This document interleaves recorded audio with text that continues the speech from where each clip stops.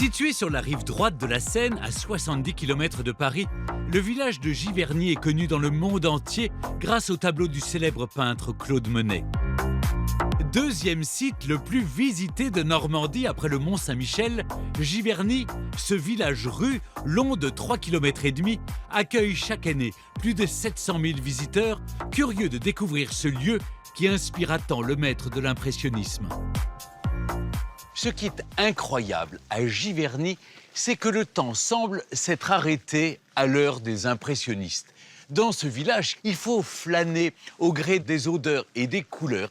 Et justement, j'aimerais maintenant vous inviter à découvrir le véritable bijou de Giverny. C'est évidemment la maison de Claude Monet. Et pour découvrir cet incroyable endroit, j'ai rendez-vous avec Philippe, l'arrière-petit-fils du peintre. Bonjour Philippe. Bonjour Stéphane. Vous allez bien? Parfaitement. Alors, cette maison pour vous est très importante, la maison de Claude Monet. Maison de famille. Monet est arrivé ici en 1883 avec mon arrière-grand-mère. Oui. Mais pourquoi il s'est installé ici à Giverny?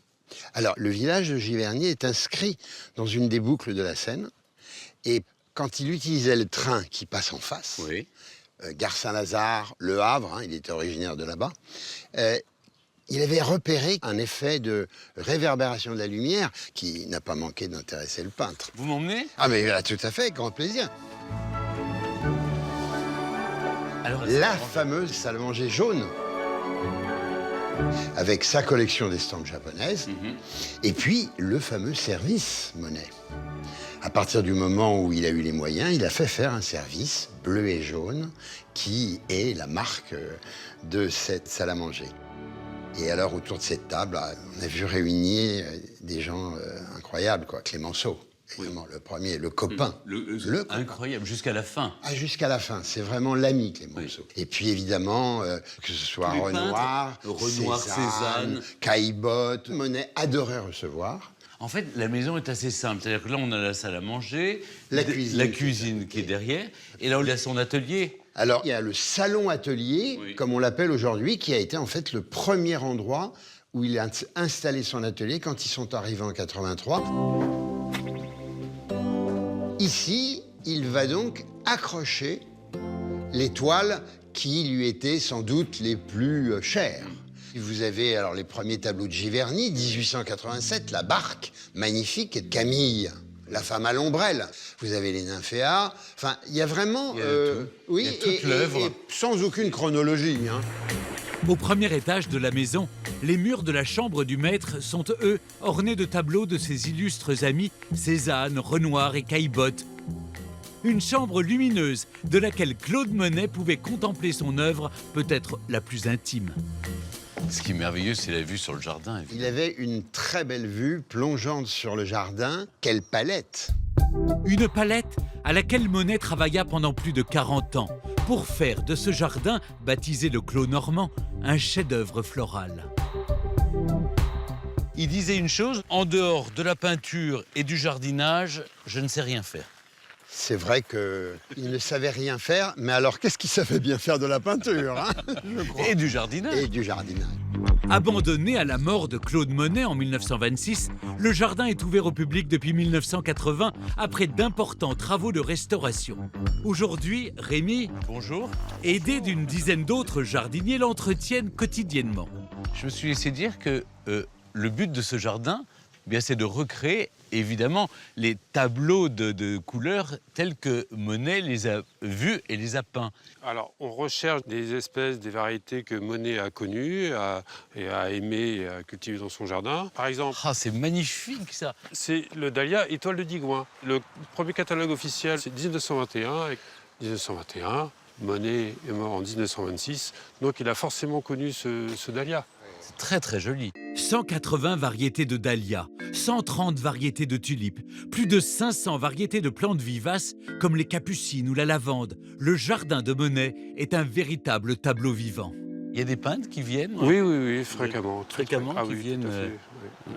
Ah bah, tout le monde n'est pas Monet. La comparaison doit être difficile.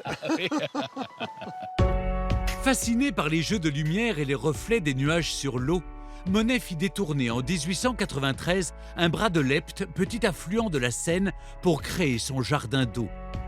Un étang couvert des fameux nymphéas, dont le peintre fit des toiles mondialement connues. Alors, l'histoire des nymphéas, comment ils sont arrivés là? C'est en lien avec l'exposition universelle de 1889. Tout à fait. C'est là Où, qu'il les découvre. Mais alors, grâce à Giverny, la France s'est dotée des plus beaux tableaux du monde. Claude Monet et Giverny sont indissociables. Mais il n'est pas le seul artiste tombé sous le charme du village. Bonjour Julie. Bonjour Stéphane. À la fin des années 1880, nombreux sont les impressionnistes américains venus se former à Paris, à quitter la ville pour planter leurs chevalets dans la campagne normande. À Giverny, ils furent accueillis par une certaine Madame Baudy, qui, pour contenir cet afflux d'artistes, transforma son épicerie en un hôtel. C'est ce que Julie, guide à l'Office du tourisme, va me raconter maintenant. Et donc Julie, dans cet hôtel Baudy, tous les impressionnistes se réunissaient. C'était le seul hôtel qui existait. C'était le seul hôtel du village. Donc, pour la petite anecdote, c'est Metcalfe, le premier peintre américain, qui a débarqué un soir. Et Madame Baudy ne lui ouvre pas la porte. C'est après, quand elle a reconnu le matériel de peintre, qu'elle s'est dit « ce n'est pas un vagabond, je le laisse rentrer ». Et puis, tous ses amis peintres américains sont venus. Donc il n'y avait pas que les Américains, parce que je crois que Cézanne a dormi ici, il y a eu Renoir, Sisley. Tous les impressionnistes venaient parce que Monet n'avait pas assez de place chez lui. Il conseillait d'aller chez Madame Baudy.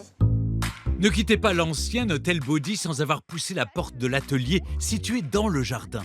Il avait pour vocation d'offrir aux peintres un lieu abrité pour terminer leur toile. C'est impressionnant. Ici, le temps s'est arrêté à la fin du 19e siècle. Mais il est temps pour moi de quitter Julie. Moi, je vais aller par là. Moi, je vais par là.